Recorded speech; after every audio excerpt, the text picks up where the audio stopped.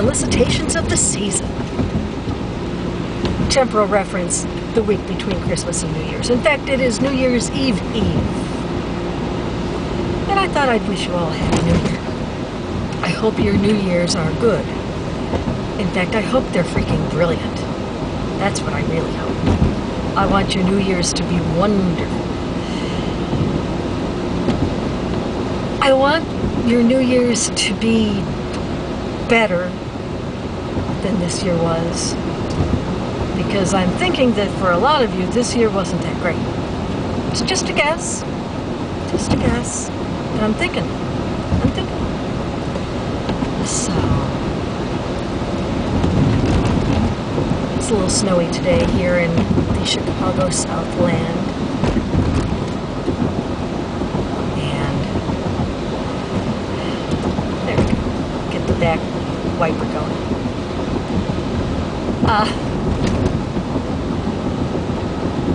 As far as talking to you about the affairs of the world, there's not a hell of a lot I can say.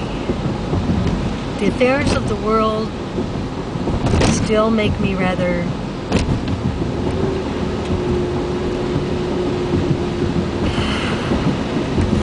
unsure and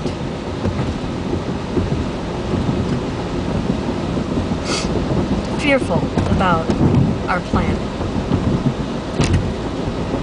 I was just reading the magazine Discovery in the doctor's office, and there were 100 amazing discoveries.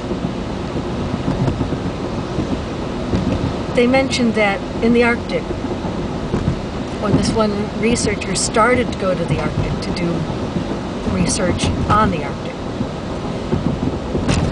the snow-covered Arctic, the ice and snow-covered Arctic was this pristine white with this amazing blue sky above it, and nothing for hundreds of miles. And that now, with all the melt,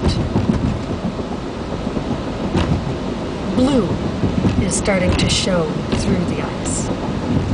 The blue of the Arctic Ocean is showing through. So it's not this pristine white anymore. There's a blue tinge now to what used to be pure white in the Arctic, in the frozen Arctic, which is not so frozen anymore. In the same magazine, there was this map of the world showing where the remotest places are and where the non-remotest places are. It was interesting. The three countries that were ablaze with light, well, the three areas ablaze with light were Europe, India, Japan, even more than the United States, because we live further away from each other here than people do in Japan, Europe, and India. Exceedingly lit up, more than many places here. Concentrations of people near large cities.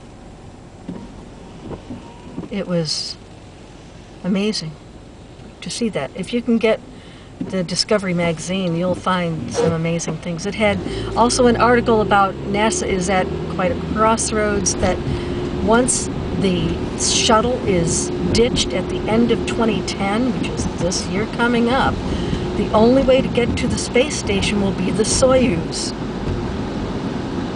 So the only way to get any astronauts there and back would be to get to Russia and get on a Soyuz and go.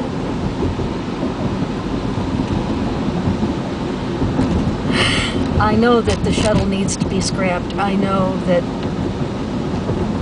as it said in the article, for all the working it into being everything for everybody, it ended up being 1,000 times more hazardous than it was meant to be. You don't hear these things until after a few accidents happen.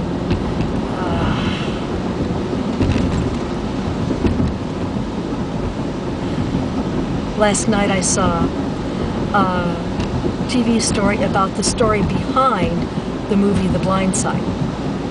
And it talked about how this young man from the North Memphis schools once exposed to a family that emphasized learning and had time to spend with them on learning and learning skills on studying and so forth, he was able to not just get a football scholarship, but actually take classes at college and do well with them and excel, and now have an independent life that is a lot more promising. In it, they talked about another young man from the North Memphis schools who is another very talented football player who was letting his studies go and concentrating only on football.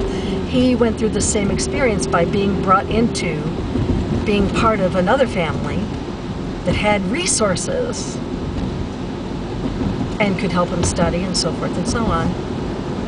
He was being raised by his grandmother, who I think had to work. But I'm worried about the North Memphis schools.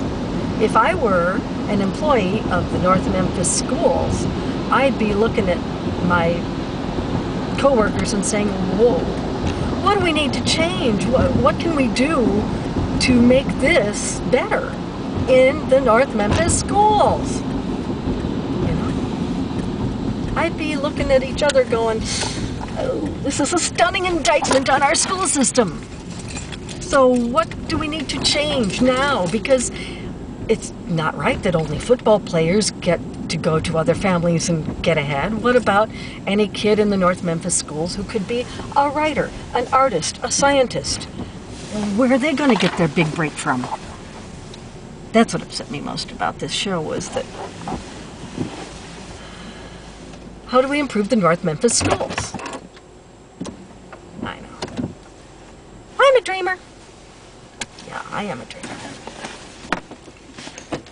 I start thinking about stuff, and then that's just dangerous. So I do want you to have a great new year. I want you to have a brilliant new year, a new year that far surpasses this year, a safer new year, a more peaceful new year, if that's possible, at least in your own heart. It has to come from in here anyway.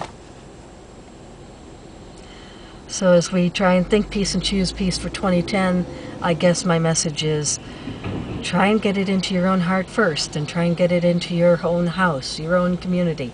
Build out from you, the center. It's not going to come in from the outside. It has to come from everyone's heart. And it's not easy. I'm not telling you it's easy. It's hard. It's very, very hard. It's worth the effort. So have a great new year. I hope your holidays have been wonderful. I'm still on vacation and loving it. So have a great new year. And I'll talk to you later. Bye-bye.